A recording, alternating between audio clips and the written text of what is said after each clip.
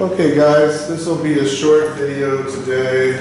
I'm going to talk to you later today about your research for the task. It's just a short exemplar of different companies and how they deal with adaptation strategy or what kind of marketing they do overseas. Most of the marketing, I think some of the bigger marketing problems that companies have come from the things that we don't really notice as much. So for example, the pricing strategy is wrong.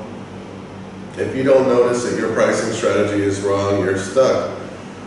You really started in the market at the wrong price point and people already evaluated what you're selling as with a certain value proposition or what people expect from your, they're not going to change that value perception. So you have to be very careful. It's Starbucks. I can look at Starbucks for 1 second. You know that coffee that I always have? If you buy that coffee that I always have in Vietnam, it's about $70,000, but I get 2 for 1, so it's like 35. But anyway, the average person spends $70,000 for that coffee, which is $3. If I buy it in Thailand, it's 140 baht, which is almost $5. It's a huge difference, it's 60% higher. So if I'm in Thailand, I still buy it because I need to have my coffee, but I'm a tourist and I know that I'm only going to buy it a few times because I'm visiting. So if I had to pay that price normally, I think my perception of that price would change, because I would start to think that, well, I can't afford this. I need to find some local brand that's better or that suits my needs, or maybe I'll even make my own coffee at home.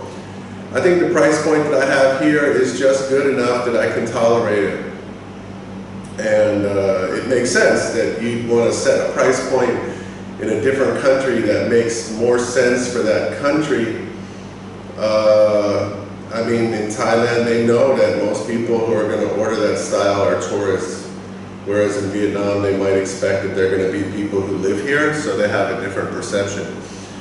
So pricing strategy there's plenty of mistakes you can make with pricing strategy, especially if you go too high, too quickly. Products, of course, if you don't understand some taste level differences in culture, like some cultures, they like very sweet things, so much sugar, and in other countries, they don't like sugar so much. Or certain flavors are not very exciting for some people. I don't know why every ice cream company has to make durian ice cream. I don't know why that's so popular, but I guess it is. So I would never think to make it. If I was sitting in an office in the US and I had an ice cream company, I'd be like, okay, I'm just going to make my chocolate, vanilla, strawberry, same old. Green tea, Asia, okay, everybody knows green tea, but durian, I might not know that. So some of the choices that product level, if I was opening a pizza restaurant, for example, I wouldn't even have ketchup. I would think that's horrible. I would never ever put ketchup on a pizza. It's gross.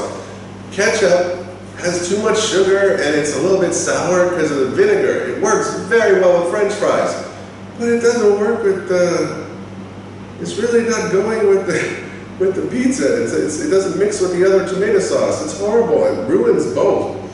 So I don't understand it, but here people are fine with putting ketchup on pizza. It's shocking to me, but I would never eat it. So I have to understand what the tastes are, so I can make product mistakes, price mistakes, distribution. If you don't understand how the local competitors or the local companies do their distribution, then it's very possible that you will fail to take into account some of the maybe relationships in that market. So for example, these companies have a long-term relationship with their suppliers. So if you come in as a competitor, for example, everybody's looking at you like, hey, you're the new one, and maybe my old customers are saying don't support you, or I can play games and make your deliveries late. Of course, if I'm a good distributor and I'm honest, I want to make money, maybe it's easy, or maybe the other company is bribing me not to help you. So unless I know really what's going on in the distribution network, it's really easy for me to make a mistake. I have to really understand how things get to the customer, how the deliveries work, what people's payment expectations are. I mean, if you start up a credit card business and nobody wants to put their number in the computer, you're toast. So those are not the, say, sexiest of marketing mistakes that people make and companies make, but those are actually, of course, the promotional mistakes. Everybody loves the promotional mistakes because they're funny and they're also easy to do as well. So if you look at page 42 in your book, I'll give you a couple minutes to think about that, or at least to open the book. Sorry, a couple minutes to open the book. In the meantime, I'm going to show a video from a guy who's giving advice to companies that are going to adapt. It's a short video, but how to consider what you're going to do in the new market. This guy's name is Chris Halberg, and he's talking about pitfalls. Pitfalls mean potential problems or considerations in our language. Dramatically, and essentially it's 3 stages. The key thing is to start with the customer. Too many look at the things because it makes head office feel good. Your customers are the same in each country. Are they similar enough? Do you know who they are, how they use the product, their attitudes to your brand, and so on? If, and it's a big if they're similar enough, then you can group them together. And in that case, you need to decide step 2, which aspects of your marketing do you standardize? You could have the same product, but different advertising campaigns. You could actually use the same ad campaign, but vary the product formulation a bit. One example I like is Unilever products of fabric conditioner, where they use the teddy bear, not in Britain, interestingly, the brand here is Comfort, but in Spain it's Mimosin, in France it's Cajoline, in Germany it's Kuschelweich, but they all use the teddy bear, universal symbol of softness, mothers, babies. But actually the product inside differs quite a bit. Phosphates, chemicals, the detergent that's used, and names are different. But arguably it's the same brand. So you're doing that through the visual aspect of the packaging. If you take communications as another marketing instrument, to use the jargon, advertising campaign by Amex, American Express, they've used testimonials in many countries. So they show a famous person basically endorsing American Express. In this country they use the terms conman, for example, and famous German cabinet maker in Germany. Even though I don't really read German, I get the message by seeing it. And what's the third stage? Third stage then is, suppose you've sorted out which aspects of your marketing should be the same and which you do need to adapt locally. How are you going to manage the process inside the company? Do you control everything from the center? Do you allow local teams a lot of freedom? Or do you have some sort of combination, a matrix? Notoriously difficult to manage, but probably an alternative. Generally, top-down head office knows best doesn't work. So you do need to involve local teams. How do you make decisions about what to vary and what to keep the same, and in which countries? I think proper research, really understanding the market. We worked recently on a study of rental behaviour. Why do people rent rather than buy, where they can own the thing? And we looked at the 4 major countries in Europe, found big differences. The British like to own their homes, the Germans much less so. The British rent cars far more than the Italians. Attitudes to renting very different in different countries. So understanding these things can actually help you decide which aspects of your marketing you should actually standardize across countries and when you do need to adapt. And then you need to work with the local teams to actually implement that. So sum it up for me, are there one or two golden rules here? I think that the two main things are that although there are definite trends towards globalization, there are many cases where it doesn't work.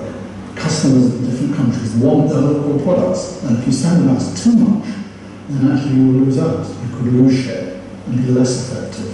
And the second thing is that you, as I said, you need a really clear framework for analyzing it based on solid customer evidence, and you need to manage the process internally with the local teams, not doing everything from head office. Chris, thank you.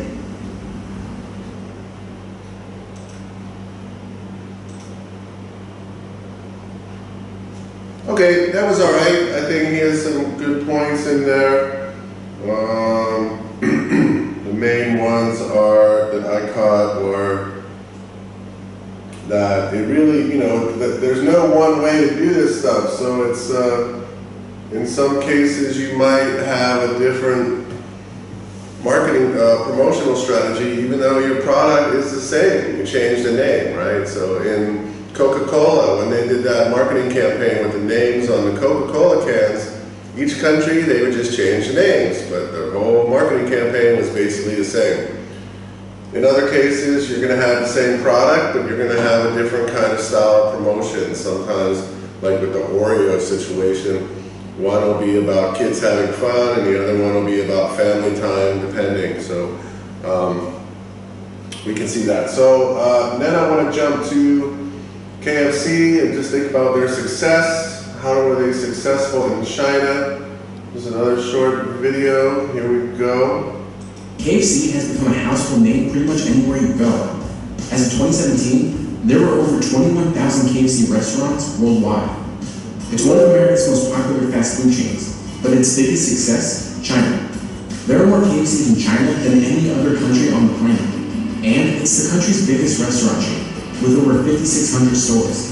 KFC China almost made $5 billion in 2017. So how did KFC win over the world's most populated country? It started in 1987, when KFC opened its first location in Beijing. It was China's first quick service restaurant, and it was a huge hit. The late 1980s were a time of radical economic and cultural change in China. The government started to remove price controls and protectionist policies, opening the country to foreign investment. The Chinese were becoming increasingly curious about democracy in the West, and KFC exemplified it. But KFC's strategy to win over China actually had a lot to do with it tailoring its menu. Over the years, KFC added local cuisine options like egg tarts, soy milk drinks, fish and shrimp burgers, fried oat sticks, and congee, or rice porridge. The strategy worked. By 1999, KFC had over 300 stores in China. In 2001, Young Brand said that KFC was Chinese consumers' favorite brand, ahead of McDonald's, Pepsi, and even Nike. And today, it has the largest market share of fast food chains in the country, according to data from research firm Euromonitor International. KFC gained major traction in China, but its main American competitor, McDonald's, didn't see the same popularity surge. The Golden Arches were a huge hit in Hong Kong, which had more westernized tastes. But when expanding into mainland China, it didn't adjust its menu. McDonald's also branded itself as a place for children, catering to a younger crowd, according to Sean Ren, the founder and managing director of China Market Research Group. Ren said that though the marketing strategy worked in the United States, it was a mistake for China. Well, McDonald's really became known as a child place because of the one-child policy. There just weren't that many Chinese children here in the same proportions in the United States. But it wasn't just the menu that made KFC a success. KFC moved into smaller cities in China. Getting to those areas before its rivals allowed KFC to secure the best real estate.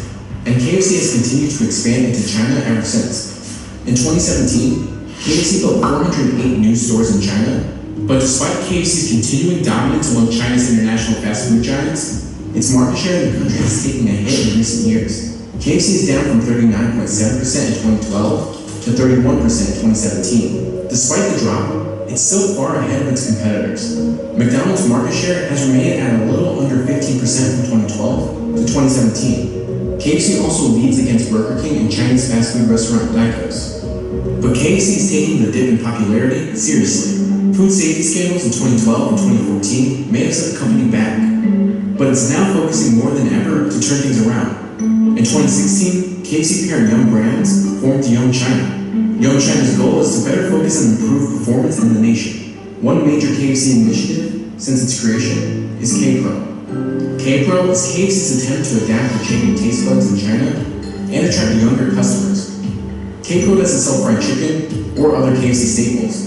Instead, it sells fruit juice, quinoa salads, and salmon sandwiches. Meanwhile, KFC restaurants are changing their menu back to a traditional American cuisine.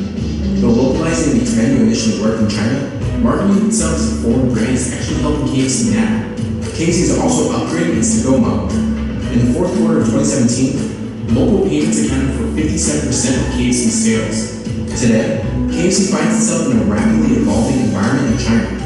With declining market share and changing preferences among consumers, the company is altering itself to meet consumer wants and needs. Joey Watt, Yum China's CEO, told China Daily, "We've been here so long that sometimes Chinese consumers may outgrow us a little bit. We need to adjust and keep up." Even though KFC has been forced to rethink its business strategy in China, it still has more than double the locations than McDonald's. And with hundreds of new stores in the works, China's #1 chicken eatery isn't going anywhere.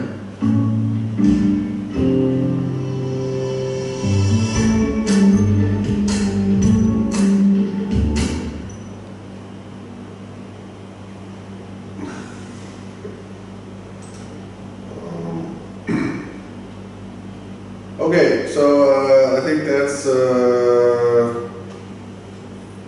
definitely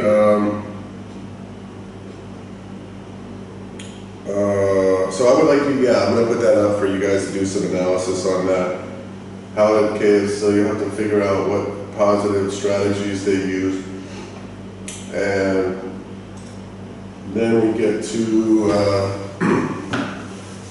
the last part here. So I'm on page 42. You know, product names and slogans. There's lots of mistakes that people can make from this. Oh, just to go back to China, I mean, they adapted and now they're trying to standardize. That's weird, right? They went from an adaptation strategy at first and now they're trying to like reinforce their original brand values. Anyway. Products and slogans. Language and cultural differences need to be considered when deciding whether the same product name or slogan can be used in different countries. Coca-Cola standardized their product name in all markets. For example, using the same font, same pattern on its cans and colors.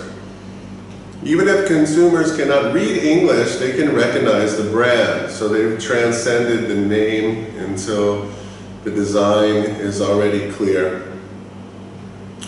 Some companies got it wrong. I don't know why they choose these examples. This was, let's see, they have a Colgate. Yeah, I don't know if I want to talk about that one. The other one, Schweppes tonic water, which they also sell in Vietnam. When they translated it, it ended up being toilet water. Whoops. Clairol. They put something for the people in Germany where they have a curling iron called the mist stick. The mist stick, but that means cow poop in German. Whoops. Also, there's a weird one where they made a mistake with a car. They called it a Pinto, but Pinto is not a very nice word in Brazilian, so that was a mistake. This one is the famous one. The Chevy Nova means no go in Spanish, so if you have a car that says no go, that's kind of a mistake. In China, I guess before KFC figured out, and this is part of their adaptation, when they would say finger licking good in Chinese, it would say, eat your fingers off, which sounds funny. The next one is gross. The next one Pepsi campaign said something like, Pepsi brings your ancestors back from the grave, which I guess means to like reanimate or come alive. So they made a mistake. So just get somebody that you trust Get somebody that you trust to check the name for you, right? In some cultures, one of the cultural differences that we'll see later on this year is that in some cultures, people don't want to criticize other people. They're not critical. If you have authority, let's say you're the marketing manager and you say, okay, here's our slogan. Is there any problem with this? People don't want to talk about problems. They don't want to say that there are problems to you, so they don't tell you important information, and then you make a bigger mistake. And then you feel like, wow, why didn't you tell me about this before, staff? Well, we're afraid to tell you because, we didn't want, come on. So you got to be careful about that. Here's one video that has it says 10 mistakes, ridiculous mistakes made by international brands. You should probably know better. It's a short video, 4 minutes, and that's all I'm going to do today. I will talk to you at 3 o'clock.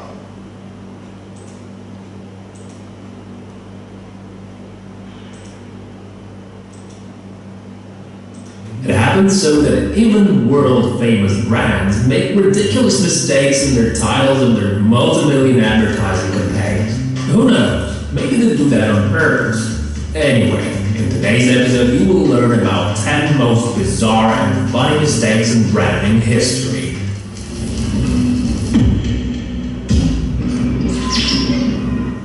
There was this one time when Pepsi goofed it up on both German and Chinese markets. Their main slogan, "Come alive, you're the Pepsi generation," was very badly misinterpreted.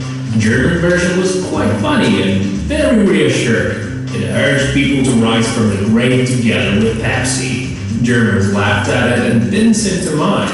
But in case of Chinese consumers, it was more like scary than funny. It went like, "Pepsi will get your patterns from the grave." American Airlines wanted more customers so badly, they decided to change their regular seats to leather ones. However, in Mexico, their campaign failed because of their silly slogan, "Fly in leather."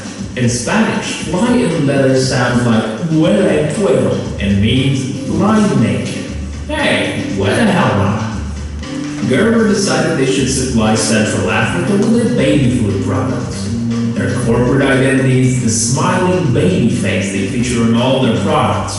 The popular majority of Central Africa can read, and that's why they always put condoms in the cover of the product. So, Gerber markers failed to take into account that a child's face would seem weird, better yet creepy. I can only imagine people's faces when they were offered that cannibal baby food. Chevrolet Nova. Looks good, isn't it? Unfortunately, this beauty wasn't in demand in Spanish-speaking countries. And if Google is right, that's 23 countries. All because of its name. The thing is, in Spanish, Nova means not going. Get it? Not going. Who the hell would want to buy a car with a name like that? I wouldn't. Another big fail concerns Mazda and its car La Puta. I guess many of you already know what's the story there. Anyway, La Puta in Spanish means, well, that's what they call prostitutes. So, I guess a lot of people found it to be a good enough reason not to buy La Puta. In 2009, Russian leading gas company Gazprom merged with Nigerian National Petroleum Corporation. So they gave their joint venture a rather controversial name, Niggas. Niggas, as you already guessed, was the abbreviation of Nigeria and Gazprom. Quite a few people were shocked and outraged from what seemed to be more suitable for a Snoop Dogg music video. As for me, I said let niggas be niggas. After launching a campaign in Asia, Coca-Cola noticed that their slogan sounds a bit weird in a few Chinese dialects. They came up with things like "bite the tadpole" and "wax horse." After a while, they changed their slogan to something like "the happiness in your mouth." And it goes like this. There is a car called Chevrolet Atbme, and you can find one of these only in Russian-speaking countries. In the rest of the world, it's called Dave Kalos. Long story short, Kalos in Russian means shit. In the 1980s, some really weird diet candies appeared. Those were called A's. 1 year later, a first case of AIDS was detected. Although it's spelled a bit different, it is pronounced the same. AIDS will help you lose weight, which is true in a way. Oh God. World famous brand Bacardi also had problems with their squash called Payday. They failed to take into account that what in French means chic and style, and many other languages translate simply as baboo. Alright, that's all for now, guys. I'm really glad that you watched this video till the end.